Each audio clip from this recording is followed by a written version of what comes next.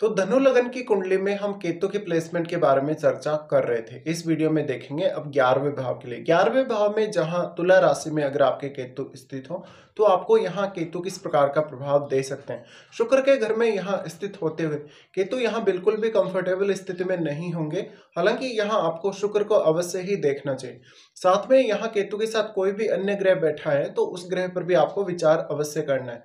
यहाँ पे केतु की स्थिति है तो जातक कहीं ना कहीं एक समय बाद रिटेच अवश्य ही हो जाएगा। और क्योंकि वो बृहस्पति से संचालित है, आप खुद का जो कहीं ना कहीं लगन लॉर्ड है वो बृहस्पति है, इसलिए आप वैसे भी बहुत ज्यादा भोग विलास या बहुत ज्यादा धन संपत्ति की तरफ आकर्षित नहीं होते या भौतिक जीवन की तरफ नहीं आकर्षित होते। इसलिए यहाँ केतु मेनली आपको कहीं ना कहीं इस हाउस से डील करने में काफी ज्यादा परेशानी देंगे। हो सकता है कि अब आपको इस हाउस के लिए बहुत ज्यादा एफर्ट्स करने पड़े, इस हाउस से जुड़े कार्यों के लिए, क्योंकि केतु का यहाँ बैठना ये दिखाता है कि कहीं ना कहीं पास्ट लाइफ में आपने काफ़ी कुछ इस हाउस से रिलेटेड रियलाइज किया है। आपने काफ़ी ज़्यादा सेटिस्फेक्शन पास्ट लाइफ में इस हाउस से रिलेटेड हासिल किया और अब कहीं ना कहीं आपका जो मेन फोकस है वो आपके 5th हाउस की तरफ है, या जो आपका ऑब्सेशन है वो 5th हाउस से जुड़ा है। केतु के यहाँ होते हुए अब आपको आपके दोस्तों से डील करते हुए काफ़ी ज़्यादा सावधानी रखनी चाहिए। आपके इनकम सोर्सेज को आपको बहुत अच्छे से मैनेज करना होगा। आपको जितने भी इनकम प्राप्त होती है उससे आपको बहुत ज़्यादा संतुष्ट रहना होगा। केतु के यहाँ होते हुए जातक अपनी धन या अपनी संपत्ति को बहुत अच्छे से मैनेज नहीं कर पाता।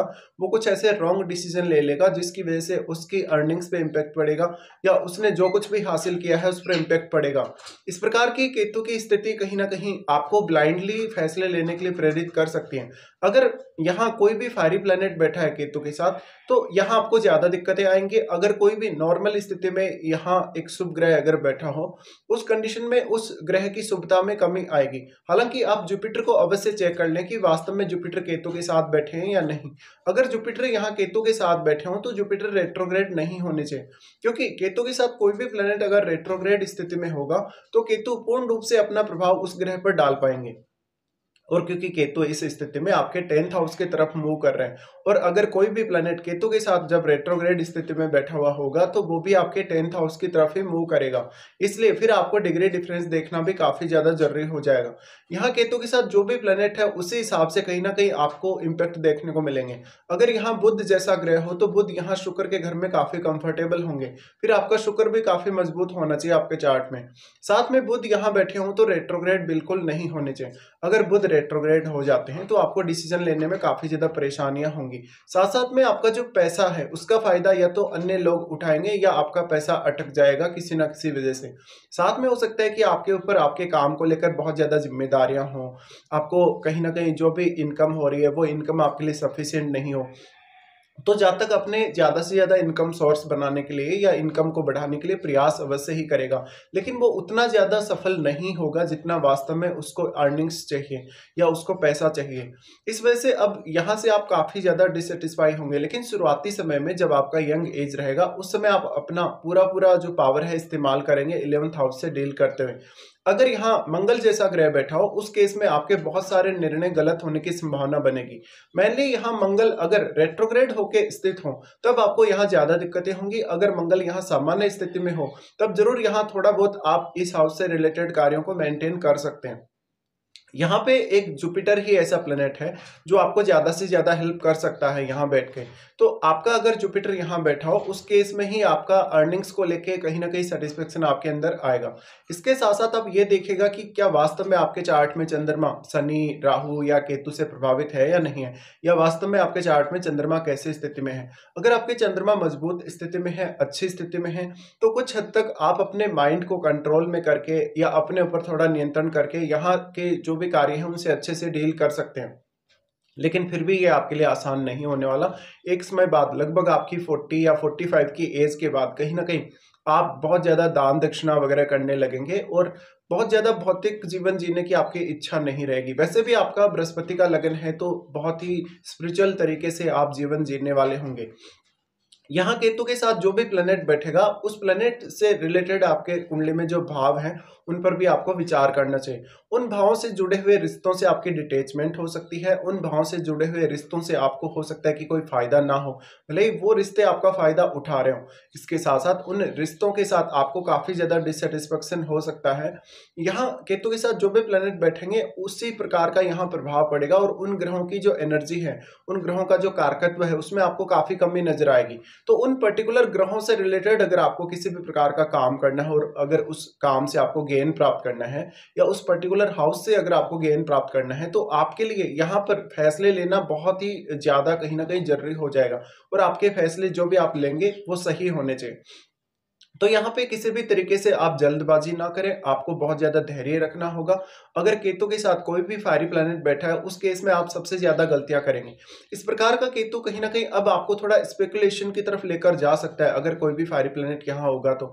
वैसे भी आपके 5th हाउस में राहु स्थित है, तो आपको लॉटरी वगैरह, सट्टा वगैरह या शेयर मार्केट वगैरह ये ऐसे काम करना काफी ज्यादा पसंद होगा ऑलरेडी।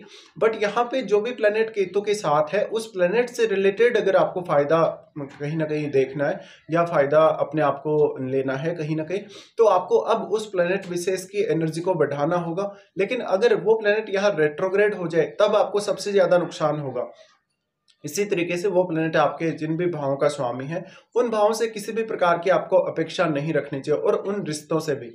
यहाँ पे अब आप ये बोल सकते हैं कि केतु के साथ जो भी प्लेनेट बैठेगा उस प्लेनेट से रिलेटेड भी कहीं ना कहीं अब आप काफी सारे गलत फैसले ले सकेंगे या काफी सारे ऐसे फैसले होंगे जहां पर आप कंफ्यूजन में रहेंगे, क्योंकि केतु उस ग्रह की एनर्जी को भी सोखने का काम कर रहे हैं या कम करने का काम कर रहे हैं जहां वो बहुत ही ज्यादा कमी उत्पन्न कर देंगे। लेकिन जब तक आप यंग रहेंगे, लगभग 35 की एज तक या इवन 40 की एज तक, आप काफी ज्यादा एफर्ट्स भी लगाएंगे उस पर्टिकुलर ग्रह से संबंधित फायदा लेने के लिए। लेकिन आपके एफर्ट एक समय बाद कहीं ना कहीं कम रह जाएंगे और आपको फिर भी डिससेटिस्फेक्शन होगा काफी ज्यादा। इसलिए अब आपके यहाँ केतु के साथ कोई भी अन्य ग्रह बैठा है तो वास्तव में ये देखेगा कि वो आपके किस भाव का स्वामी। अगर मान लीजिए सपोज करिए अगर यहाँ शनि जैसा ग्रह बैठा हो, लेकिन शनि अगर यहाँ रेट्रोग्रेड स्थिति में हो तब आपको ज्यादा नुकसान होगा, शनि अगर सामान्य स्थिति में हो तब आपको उतना नुकसान नहीं होगा। इसी तरीके से अगर यहाँ बुध भी बैठे हो तो बुध भी रेट्रोग्रेड नहीं होने चाहिए। अगर यहाँ चंद्रमा बैठे हो उस केस में आपके स्पेकुलेशन की तरफ जाने की संभावनाएं बहुत ज्यादा है और अपनी इनकम को लेके बहुत ज्यादा अनएक्सपेक्टेड थिंकिंग आपको चंद्रमा यहाँ बैठकर दे सकते हैं। और क्योंकि चंद्रमा आपके 8वें घर के स्वामी हैं, इसलिए 8वें घर से जो भी आपको गेन होंगे कहीं ना कहीं वो आपके लिए नाकाफी होंगे, या आप उन रिश्तों से जैसे कि आप अपने इन लॉज से और इवन अपने जीवन साथी से थोड़ा डिटेच सा हो जाएंगे। यहाँ पे केतु का बैठना अब आपको ज्यादा से ज्यादा यहाँ एनर्जी की कमी लाएगा, इसलिए आपको अपनी विवेकशीलता और बुद्धिमत्ता का इस्तेमाल इस हाउस के लिए करने में बहुत परेशानी होगी। इसलिए अब आपको दूसरे प्लैनेट्स पे या तो डिपेंड रहना होगा या किसी न किसी ऐसे व्यक्ति को आपको अपने संपर्क में रखना होगा जो आपको धन संबंधी और संपत्ति संबंधी मामलों में एक अच्छी एडवाइस या गाइडेंस दे सके। इसी तरीके से आप ये बोल सकते हैं कि राहु का प्रभाव भी यहाँ केतु पर है, क्योंकि राहु आपके 5th हाउस में बैठे हैं। राहु का प्रभाव जो यहाँ केतु पर है वो एक सीमा तक ही रहेगा, क्योंकि राहु और केतु के मध्य 180 डिग्री का जो एंगल बना हुआ है वो हर कंडीशन में बना हुआ ही रहेगा। तो राहु का जितना मूवमेंट होगा उतना ही यहाँ केतु का भी मूवमेंट होगा। लेकिन राहु के साथ जो आपके 5th हाउस में बैठा हुआ ग्रह है, क्योंकि वो राहु से बहुत ज्यादा मल्टीप्लाई हुआ है, राहु ने उसके कारकत्व को काफी गुना किया है, इसलिए उस ग्रह का प्रभाव केतु पर और केतु के साथ बैठे हुए ग्रह पर काफी ज्यादा स्ट्रांगली आपको देखने को मिल जाएगा।